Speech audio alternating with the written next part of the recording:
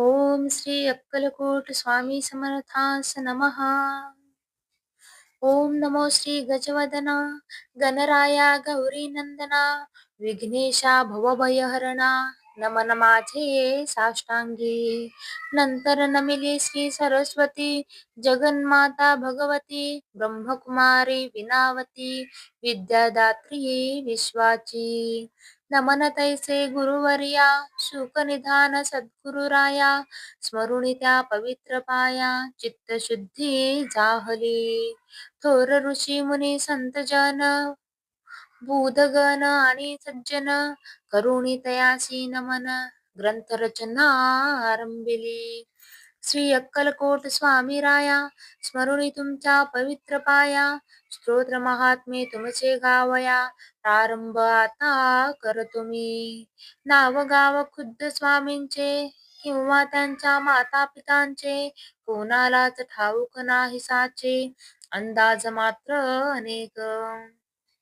त्यांच्या जन्मा संबंधाने आख्यायिका लिहिली एकाने तीच सत्य मानुनी प्रत्येकाने समाधान मानावे. म्हणे उत्तर भारतीय एका स्थानी घनदाट कर्दळीच्या बनी स्वामी प्रगटले वारुळातुनी लाकूड तोड्याच्या निमित्ताने. कुऱ्हाडीचा घाव बसून त्याचा राहिला कायमचा वन आगळी ती अवतारकून प्रत्यक्ष पाहिली सर्वांनी. एका भक्ताने केला प्रश्न स्वामी तुमची जात कोण तेव्हा दिले उत्तर छान स्वमुखेच समर्थांनी. मी यजुवेदी ब्राह्मण माझे नाव नृसिंह भान काश्यप गोत्र राशी मीन ऐसे म्हणाले स्वामी. खरे खोटे देव जाणे बरे नाही खोलात शिरणे ईश्वरी करणीची कारणे आपण काय शोधावी.